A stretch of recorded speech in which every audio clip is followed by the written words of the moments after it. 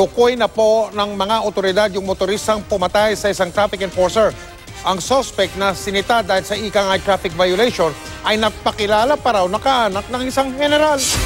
Ganoon, yan ang tinutukan ni Susan Enriquez. Ayon sa pulisya, ito ang larawan ng suspect na bumaril at nakapatay sa traffic enforcer ng Pasay na si Noel Lunas kahapon.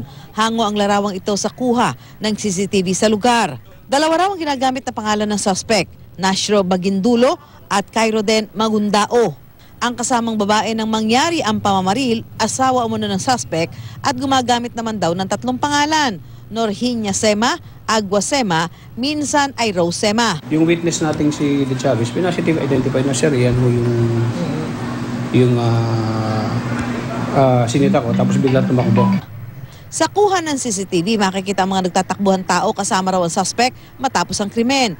Sa larawang ito nahango rin sa CCTV, makikita namang isinakay sa motorsiklo ang biktimang si Lunas. 3 tama raw ng bala ang pumatay kay Lunas mula sa kalibre 45 baril.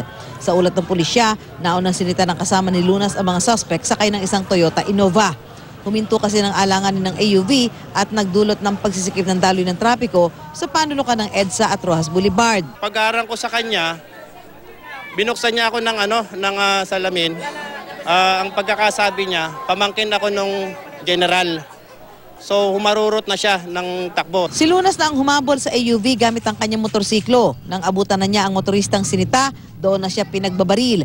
Ang mga suspect bumaba mula sa AUV at patakbong tumakas. Pinoproseso na ang naiwang AUV na puno raw ng mga paninda. Inaalam kung sino ang kasalukuyang nagmamay-ari nito. Sa original na rehistro, taga Davao ang first owner. Lumalabas na itong suspects, yung mag-asawa, nakatira sa may General Trias, sa may Barangay Santiago. So, yung team namin kagabi, nagpunta ron. Abot-abot naman ang pagtangis ng pamilya ng biktima. Masyado masakit sa kanila na sa gitna ng pagtupad ng kanilang padre de pamilya sa tungkulin, buhay pa niya ang naging kapalit. Ginagawa ng asawa ko yung tungkulin niya. Tapos ganun ang ginawa mo. Ikaw yung may kasalanan, ikaw pa yung pumatay. Pinatay mo yung asawa ko. Habang patuloy ang investigasyon, inihahanda na ang reklamong murder laban sa dalawa. Susan Enriquez, nakatutok, 24 oras.